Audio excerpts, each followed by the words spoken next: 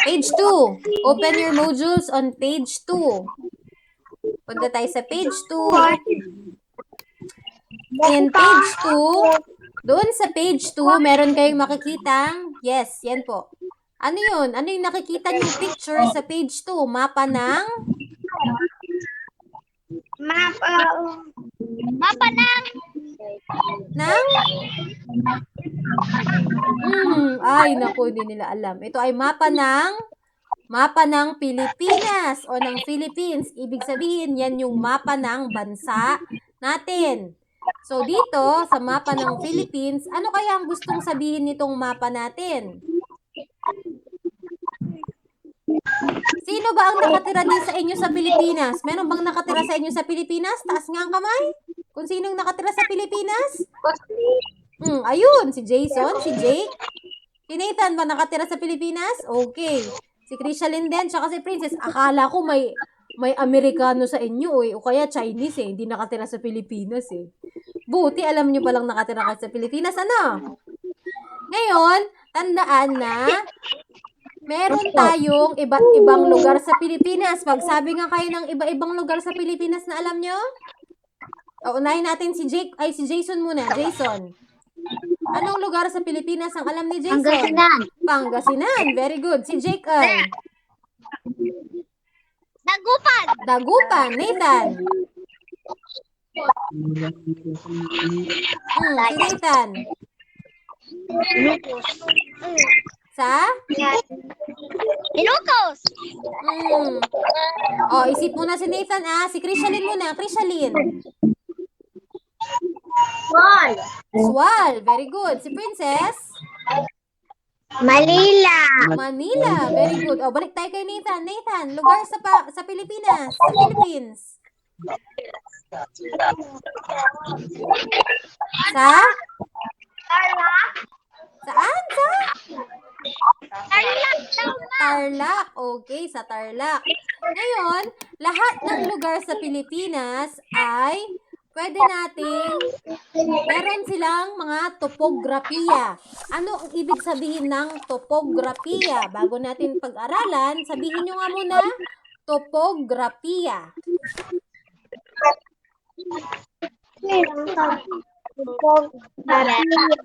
Topografiya yan maling nakasulat sa module, wrong spelling. Topografiya. Ang ibig sabihin ng topografiya, ito ay mangibabaga na pisikal ya itsura na sa kayaluyag. Ito daw yung nagsasabi kung ano kaya ang itsura ng isang lugar. Halimbawa, sa Bimmalay, ano ba ang itsura ng lugar sa Bimmalay? Ito ay malapit sa?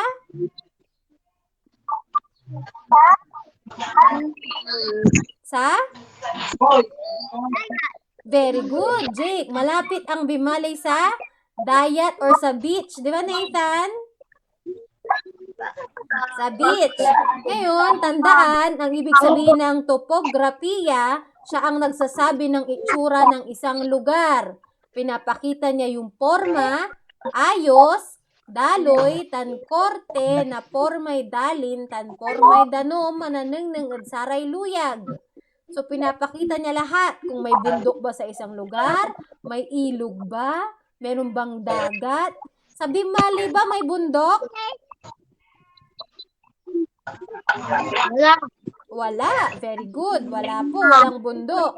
Ngayon, tandaan na saray topografiya na lugar, yung mga topografiya ng mga lugar, kailangan nating malaman para alam natin kung anong mangyari pag merong peligro.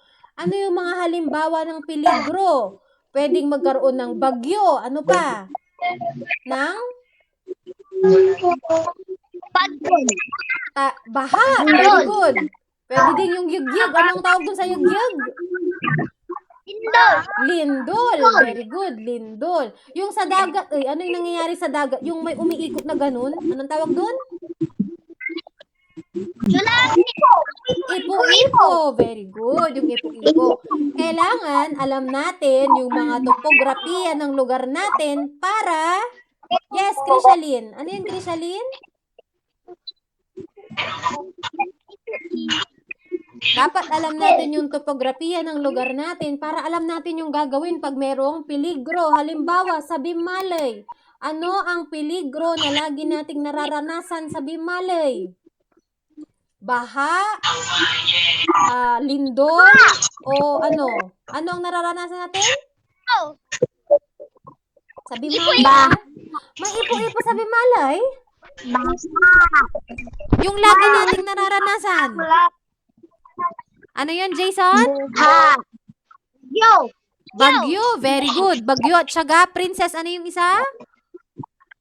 Bagyo at syaga? Baha. Very good.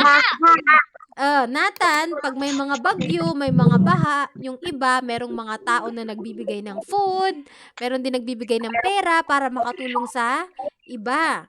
Sa Pilipinas din, maraming lindol. Nasubukan nyo nang makaramdam ng lindol? Sino ang nakaramdam na? Taas nga ang kamay. Yung nakaramdam na ng lindol? Very good. Nakakatakot o hindi? Nakakatakot. Lalo na pag malakas. Pag malakas yung lindol, gumagalaw. Ganito ang galaw niya, oh. Ngayon, parang may lindol, ano daw ang gagawin? Saan daw magtatago pag may lindol?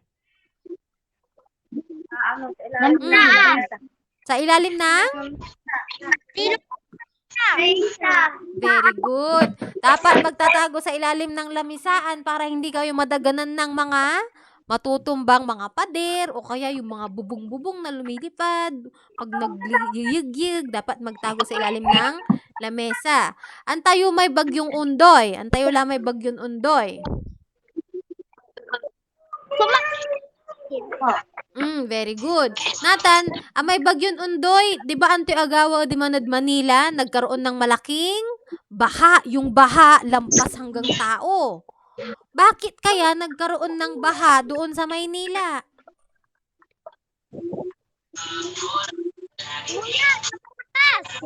Very good, kasi umulan ng malakas. Ngayon, nung umulan ng malakas, bakit yung tubig hindi umagos? Ano ang nangyari? Kasi marami silang? Marami silang?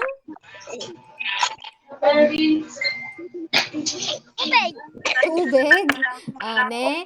Diba, umulan. Pagkatapos yung ulan, pumunta sa lupa. Nagkaroon ng baha.